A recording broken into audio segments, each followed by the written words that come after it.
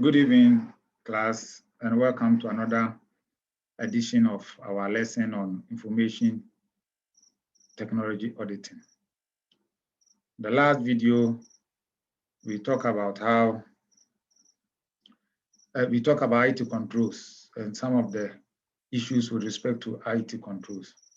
I remember we talked about the various classification of IT controls, where we said that the classification can be done under based on three areas. The first one is you can have the general control and also application control. So IT controls can be classified as being general and also application.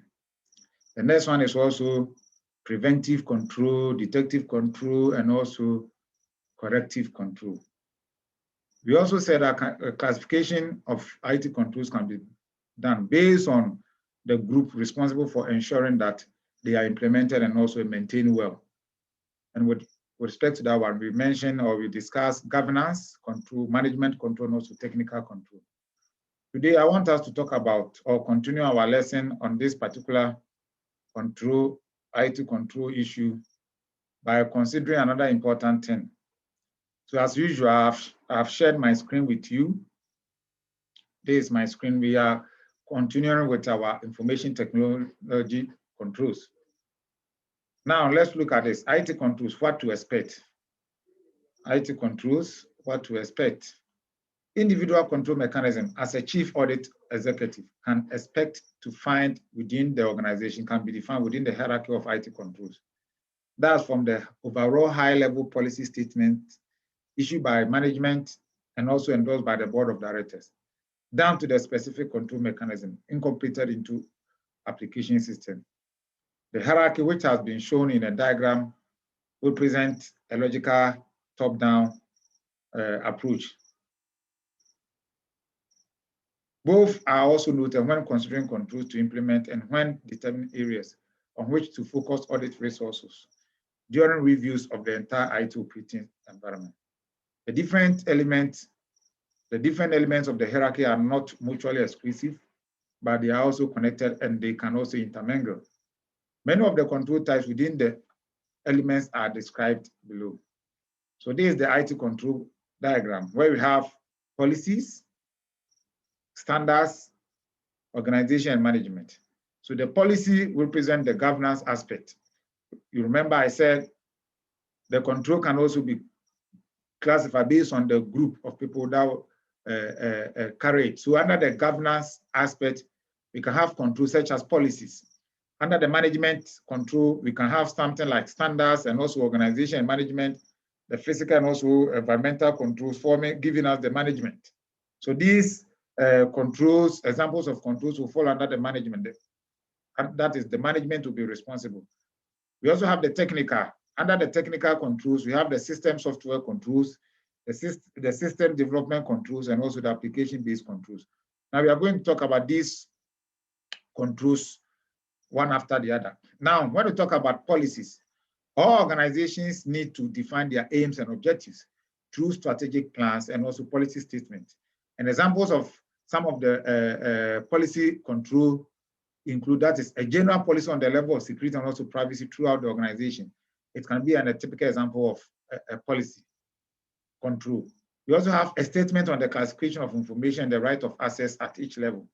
So we can also have a policy on how people can access information. For example, when you take a university as an example, for example, you know our IT system, our university information management system. The kind of access that you, the student, have is different from the kind of access that me as a lecturer will have. And the kind of access that me as a lecturer will have will be different from the kind of access my HOD will have. And the kind of access that my HOD will have will be different from the kind of access the dean of the school will have. So it moves on and on. We also have another one that is standard. Standard also exists to support the requirement of policies. They are intended to define ways of working that achieve the required objective of the organization. There are many sources of information on standard and also best practices. And as a guideline, the chief audit executive should expect to see standard adopted for the following. So for example, we can have standard adopted for the system development processes, standard adopted for system software configuration, application control, data structures, and also documentation. So we need to consider the various controls with respect to maybe the documentation, the data structures, which of the data structures to use, and even under the data structure, the algorithm will also fall under it. So these are some of the things that you need to do. Now let's talk about the organization, also the management control. Organization management plays a major role in the whole system of IT control, as it does with every aspect of an organization's operation. An appropriate organization structure allows lines of reporting and also responsibility to be defined, and also the effective control system to be implemented. And some of them include separation of duties, financial controls, change management, and also other management controls. And other typical management controls include, for example, vetting the procedure for new staff, performance measurement, provision of specialist training for IT staff, and also disciplinary procedures.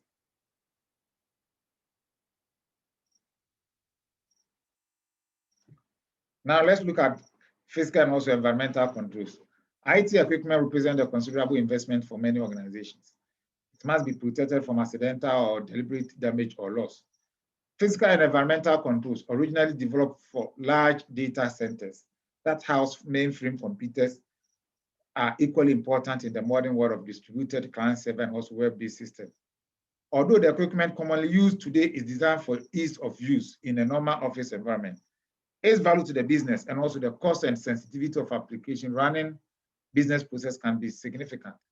All equipment must be protected, including the servers and also workstations that allow staff access to the applications.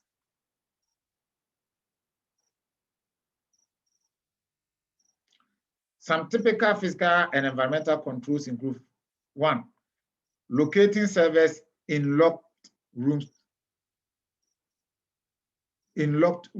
to which access is restricted, restricting server access to specific individuals, providing fire detection, also suppression equipment, housing sensitive equipment, applications, and data away from environmental hazards such as low-lying flood plains or flammable liquid stores. I can also talk about insurance, ensuring where you have your data, because now you can insure data. So they are typical examples of the various controls that you can find in the fiscal and also the environmental controls. We also have other type of control, which I've already mentioned, that's the system software control, system development and acquisition control, application-based control. We also have the information security. The universally accepted elements of information security are the following. When we talk about information security, these 3 elements are very, very key, or they are very, very important when it comes to the universally accepted elements of information security. The first one is confidentiality. Confidential information must not only be dealt as appropriate, it must be protected from unauthorized disclosure or interception. Confidentiality includes privacy considerations too. And the next one is also integrity. And the last but not the least, also availability. So whenever you are talking about information security in any organization or in any information environment, these 3 things must be very, very important. Ensuring confidentiality, ensuring data integrity, and also availability. So information security refers to the state of data as being correct and also complete. This specifically includes the availability of financial processing and also reporting. With respect to the availability, information must be available to the business, its customers and partners when, where, and in the manner needed. Availability also includes the ability to recover from losses, disruption, or corruption of data and IT services, as well as from a major disaster where the information was also located. So whenever you talk about information security, these 3 things must come into mind: the confidentiality of the information or data, the integrity of the information or data, and also the availability of the data or information. Now let's talk about another important thing with respect to IT controls. That is risk appetite. And what is risk appetite? An organization's risk appetite defines the degree of risk a company or other organization is willing to accept in pursuit of its goals as determined by executive management and governance. Risk appetite can specify, for example, whether or not an organization will take an aggressive role in the deployment of new and emerging technologies. An organization's risk appetite can be affected by its industry and also regulatory environment. Closely related to risk appetite is an organization's risk tolerance, which measures how far it is willing to deviate from its stated measure of risk appetite.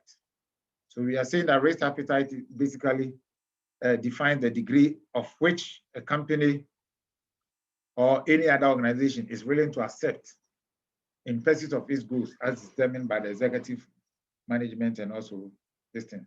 So this brings us to the end of our lecture. That's the continuation of IT controls. Thank you for watching this video. Keep on subscribing to my video or my YouTube channel. That is Dr. Peter Piahene. You can share this video with anybody who is also in the business industry, also the IT and also the computer industry. This lecture will be helpful to everyone involved in IT controls or even in the financial environment. Thank you, and continue watching my the various videos. Subscribe to it on my YouTube channel. Thank you. We will meet next time.